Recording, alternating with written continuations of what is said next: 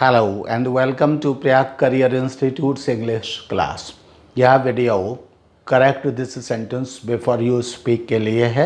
इस वीडियो में हम जाने अनजाने में गलत प्रकार से बोले गए सेंटेंसेस को लेते हैं और उनकी मिस्टेक्स को पॉइंट आउट करते हुए उनको हम करेक्ट करते हैं और फिर ये डिसाइड करते हैं कि आज के बाद हम यही करेक्ट फॉर्म में इन सेंटेंसेस को हम यूज़ करेंगे।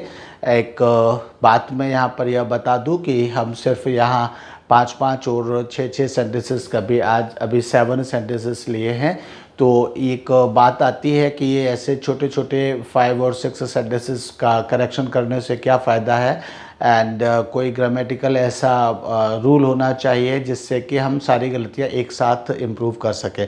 ग्रामर पढ़ना एक बात है and when we study grammar, जब हम ग्रामर पढ़ते हैं उस समय इन बहुत सारी चीज़ों को हम डिस्कस करते हैं।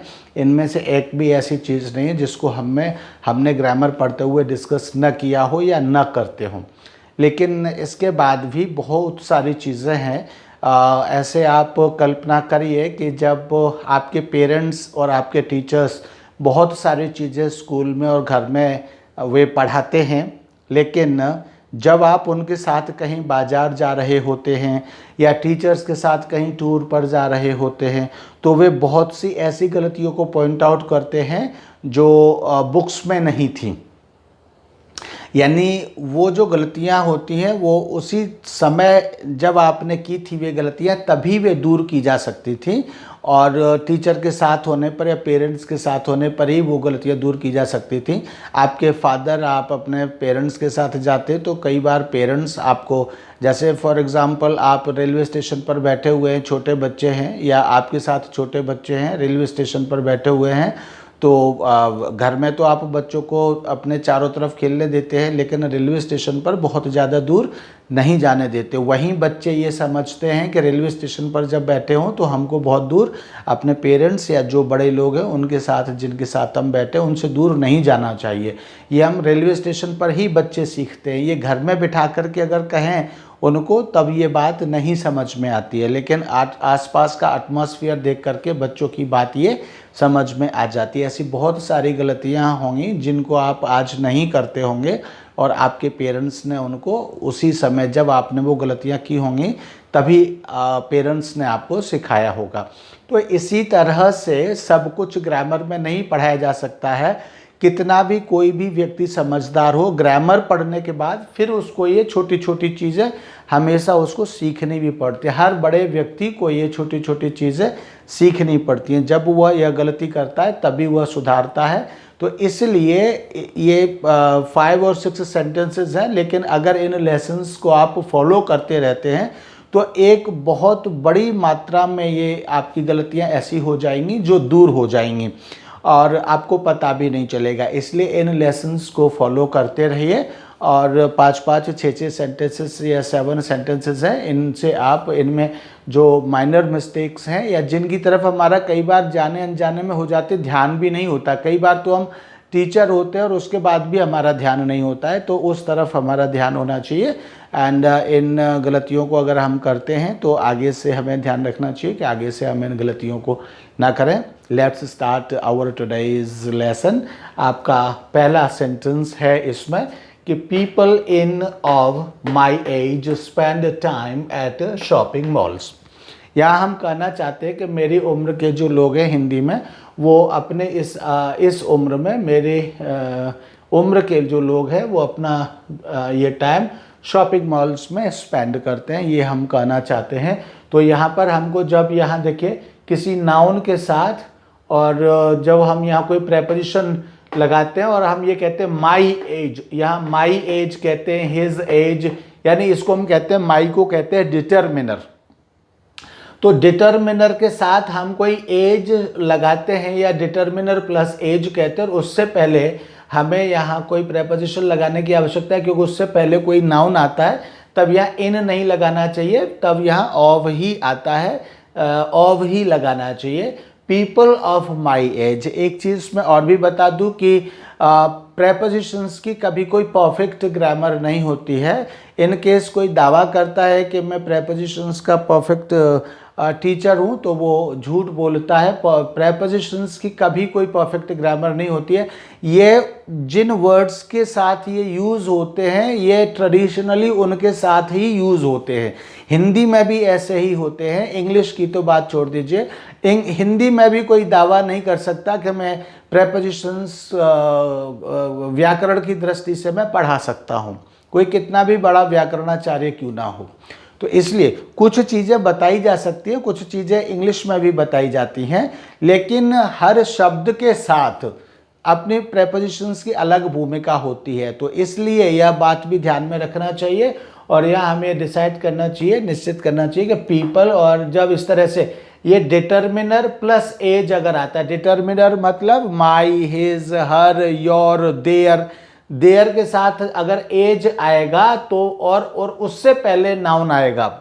Uncle of my as, sister of my as, people of my as, तो यहाँ इन नहीं आएगा, यहाँ ऑफ ही आएगा। जैसे people of my age, uncle of my age, या brother of my age, friend of my age, या friend of his friends age, कुछ भी आएगा। तो लेकिन ये इस तरह से आएगा, ये ऑफ आएगा, यहाँ इन नहीं आएगा।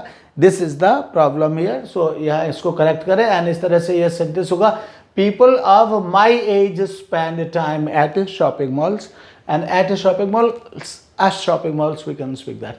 ठीक है, तो यहाँ ऑफ आएगा, इन नहीं आएगा। This is the correction here.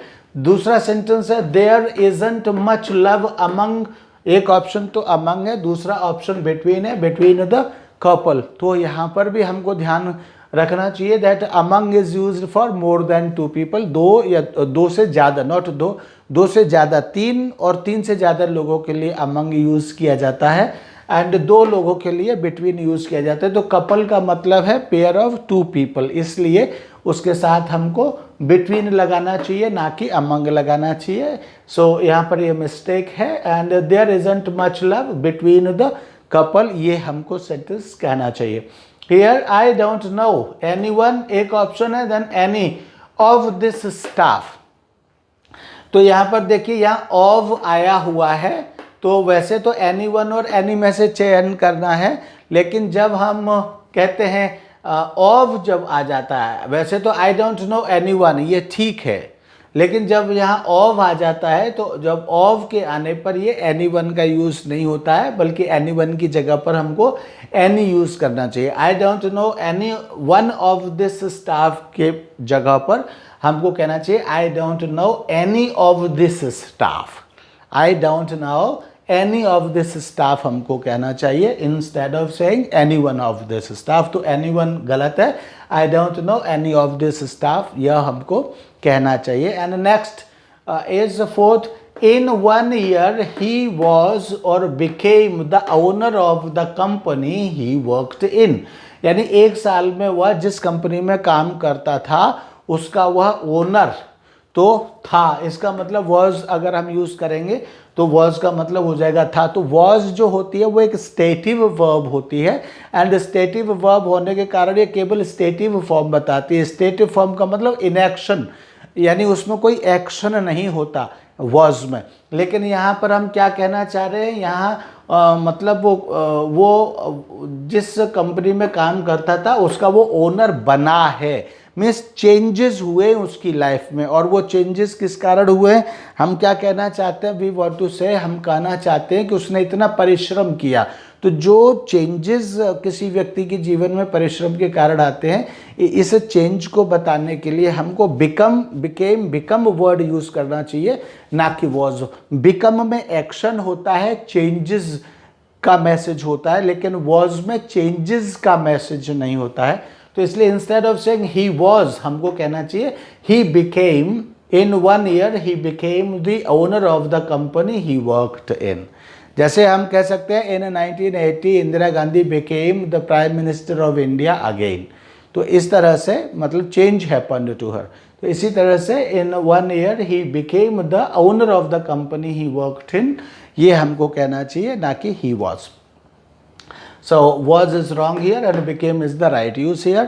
Now the fifth sentence is I don't like how he behaves with या towards people. तो यहाँ पर behave and with और towards में से with को हमको ख़त्म करना चाहिए and towards का हमको choose करना चाहिए towards को. towards people होता है, towards का मतलब होता है to the side of, तो इसलिए towards हमको यूज करना चाहिए. with का मतलब होता है using something.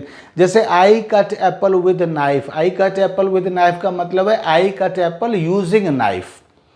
तो I fired with a gun, तो using gun I fired, और I fired a bullet with a gun means using a gun. I wrote with marker means using marker I wrote. तो इसलिए यहाँ पर हमको with people ना कह करके विद पीपल का मतलब ऐसे ही लगता है जैसे I don't like how he behaves with people, तो यूजिंग पीपल जैसे लगता हो, तो he uses people to behave.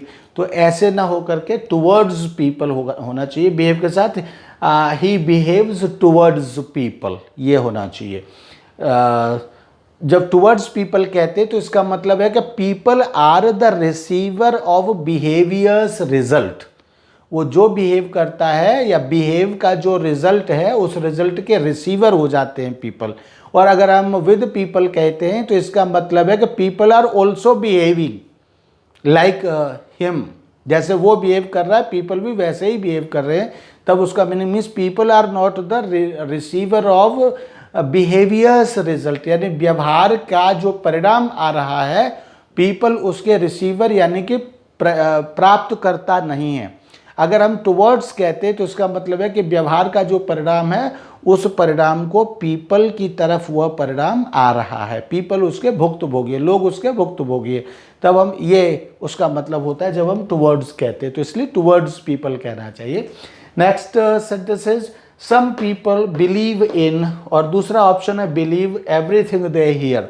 तो सम पीपल बिलीव इन, जब हम ये कहते हैं कि बिलीव इन, और दूसरा देखिए ऑप्शन है बिलीफ. तो बिलीव इन और बिलीफ में क्या अंतर है? जब हम बिलीव इन कहते हैं तब ये लॉन्ग टर्म फेथ हो जाता है. लॉन्ग टर्म फेथ का मतलब है एक लंबे समय या लंबे काल या कार्यकाल में कोई काम होता है और उसमें हम विश्वास अपना व्यक्त करते हैं, तब हम बिलीव इन कहते हैं. हम कहते हैं आई बिलीव इन हिंदुइज्म, यानी हिंदू की मान्यताएं जो हैं उनमें मेरा विश्वास है. तो this is the long term faith, ये मेरा जन्म से लेकर के मृत्यु तक का एक लॉन्ग टर्म फेथ है. तो उसको व्यक्त करने के लिए हम बिलीव इन कहते हैं. आई बिलीव इन इंडियनिज्म, यानी कि मैं भारतीयता में विश्वास करता हूँ. So this is also the long term faith. यहाँ क्या है? Some people believe everything they hear. तो दे हियर क्या है? They hear is a single time action. क्योंकि they hear single time action है तो इसलिए सिंगल टाइम एक्शन के लिए हम ये लॉन्ग टर्म फेथ नहीं हुआ, और लॉन्ग टर्म फेथ नहीं हुआ तो instead of saying believe in हम यहाँ पर बिलीव कहते हैं. And therefore believe is the right option and believe in should not be used here. Believe in यहाँ पर यूज नहीं होना चाहिए, केवल बिलीव ही यूज होना चाहिए. So some people believe everything they hear. कुछ लोग मतलब जो भी कुछ सुनते हैं उसी पर वो विश्वास कर लेते हैं. ये वन टाइम एक्शन है, तो वन टाइम एक्शन के लिए बिलीव यूज होना चाहिए, इन नहीं आना चाहिए. Next sentence is Indians call this as Sankranti. एक तो ऑप्शन ये एज संक्रांति एंड दूसरा है दिस संक्रांति. तो यहाँ पर हमको जो फॉर्मूला है वो call somebody something plus name हमको यूज करना चाहिए. तो कॉल समबडी समथिंग, नेम क्या है? संक्रांति. यहाँ पर इज के लिए कोई जगह नहीं है, तो इसलिए फॉर्मूला क्या है? Call somebody something plus name. तो इसको हमको यूज करना चाहिए. यहाँ पर ये कॉल समबडी समथिंग के साथ क्या है? ये नेम आ गया यहाँ पर. यहाँ ये एज हमको यूज नहीं करना चाहिए, और इसलिए ये जो कॉमा लगा है वो एज को हटा करके दिस के साथ में कॉमा लगना चाहिए यहाँ. सो दिस संक्रांति, इस तरह से Indians call this Sankranti, it should be used and this is the right sentence. As Sankranti हमको नहीं कहना चाहिए. Thank you. That's all for this video today. I hope you will be waiting very eagerly for the next video. So we'll be seeing you soon. Thank you. Bye bye.